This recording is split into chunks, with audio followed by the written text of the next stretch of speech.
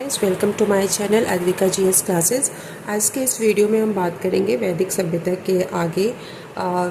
कल की वीडियो में हमने बात किया था सामवेद के बारे में। सामवेद की संहिता शाखाओं के बारे में भी हमने बात किया था, जिसमें हमने देखा था कि सामवेद की 3 शाखाएं होती हैं, जिसमें कौथुम संहिता, राणायनीय संहिता, जैमिनीय संहिता। ठीक है, कौथुम संहिता की गुजरात से संबंधित है, राणायनीय संहिता महाराष्ट्र से और जैमिनीय संहिता कर्नाटक से। इसका मैंने एक ट्रिक बनाया था, जिसमें आपने देखा था सामवेद में कौथुम का राणा से रिश्ता जम गया। ये आप चाहे तो इसको ट्रिक के थ्रू आप तैयार कर सकते हैं। ठीक है, इसके बाद हम आज की वीडियो में इससे आगे देखेंगे। कौथुम शाखा सबसे अधिक प्रचलित शाखा, वेदों में सर्वाधिक ब्राह्मण सामवेद के ही माने जाते हैं। इसमें हम देखते हैं सामवेद के ब्राह्मण के बारे में, जिसमें हम देखेंगे कि जो इसका पहला ब्राह्मण है पंचविश, इसे तांडव ब्राह्मण भी कहते हैं और इसमें 25 अध्याय है। इसमें इंद्र के वर्णों की उत्पत्ति के रूप में दिखाया गया है। ठीक है, पंचविश ब्राह्मण में इंद्र के वर्णों की उत्पत्तिकर्ता के बारे में दिखाया गया। इसके बाद हम देखेंगे षड्विश ब्राह्मण, इसे अद्भुत ब्राह्मण भी कहते हैं। इसमें जादू टोना, भूकंप, अकाल आदि के निदान का वर्णन मिलता है। षड्विश ब्राह्मण में जादू टोना, कंप, अकाल आदि के निदान का वर्णन मिलता है। इसके बाद हम देखते हैं वंश ब्राह्मण। वंश ब्राह्मण में ऋषियों की वंशावलियाँ दी गई हैं। इसके बाद हम देखेंगे जैमिनीय ब्राह्मण, यह पंचविश से भी प्राचीन है। ठीक है, अब हम देखेंगे सामवेद के आरण्यक। सामवेद के आरण्यक 2 थे, जैमिनीय और छांदोग्य। इसके बाद हम देखेंगे सामवेद के उपनिषद के बारे में। सामवेद के उपनिषद में हम सबसे पहले देखेंगे छांदोग्य उपनिषद को। यह सबसे प्राचीन उपनिषद माना जाता है।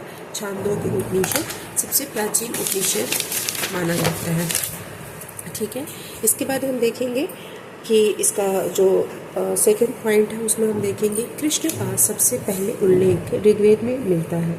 ठीक है, लेकिन ऋग्वेद में उनको राक्षस एवं इंद्र का शत्रु बताया गया है। ऋग्वेद में सबसे पहले कृष्ण का उल्लेख मिलता है, लेकिन ऋग्वेद में कृष्ण को राक्षस एवं इंद्र का शत्रु बताया गया है। ठीक है, लेकिन देवकी नंदन कृष्ण का पहला उल्लेख छांदोग्य उपनिषद में मिलता है।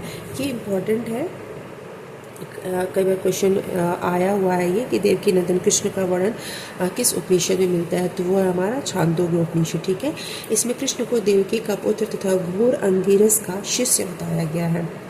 विवाह गीतों का उल्लेख करने वाला छांदोग्य उपनिषद प्राचीनतम है।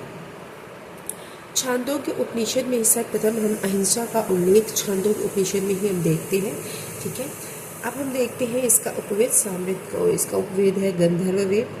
सामवेद का उपवेद किसे बोलते हैं? गंधर्व वेद को। ठीक है, अब हम देखेंगे यजुर्वेद। यजुर्वेद के बारे में, ये हमारा तीसरा वेद है। अभी तक हमने देखा ऋग्वेद और सामवेद के बारे में, अब हम देखेंगे यजुर्वेद के बारे में। यजुर्वेद का जो उद्भव है उसे वायु से माना जाता है, इसीलिए इसे गति या कर्म का वेद भी कहते हैं। यह एक कर्मकांडीय वेद है जो बलिदान धर्म की स्थापना करता है। इसका पाठ करने वाला जो पुरोहित है उसे अधर्वयु कहते हैं। यजुर्वेद का जो पाठ करता है उसे क्या बोलते हैं? अधर्वयु। ठीक है, इसे हम 2 भागों में बांटते हैं। यजुर्वेद के भी 2 भाग हैं, जिसमें हम सबसे पहले देखेंगे शुक्ल यजुर्वेद, उसके बाद हम देखेंगे कृष्ण यजुर्वेद। शुक्ल यजुर्वेद को भी हम 2 भागों में देखते हैं। इसमें हम पहले देखेंगे कण्व और दूसरा है माध्य नंदिनी। ठीक है, इसके बाद हम कृष्ण यजुर्वेद को देखते हैं। कृष्ण यजुर्वेद को भी हम 4 भागों में बांटते हैं।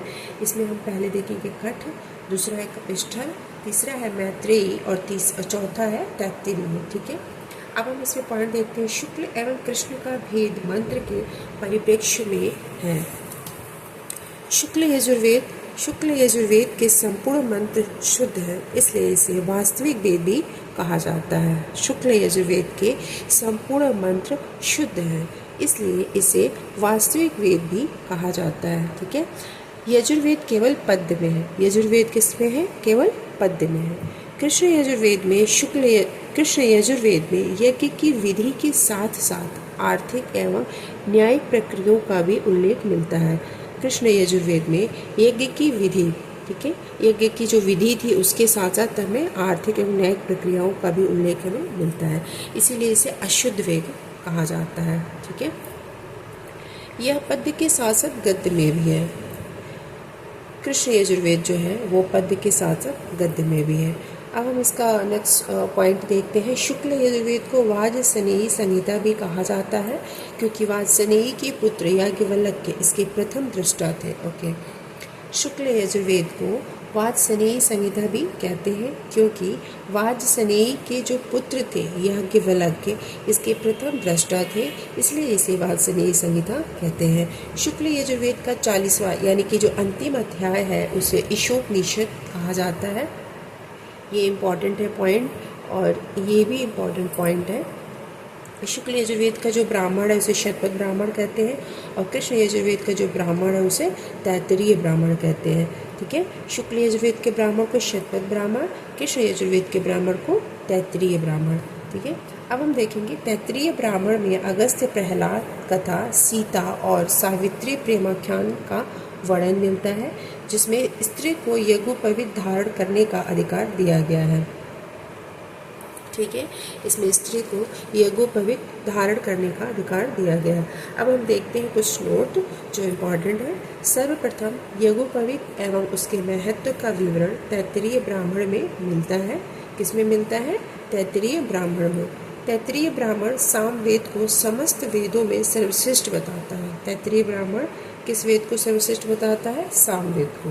ठीक है, अब हम यजुर्वेद के ब्राह्मण के बारे में देख लेते हैं। यजुर्वेद के ब्राह्मण दो हैं, शतपथ और तैत्तरीय।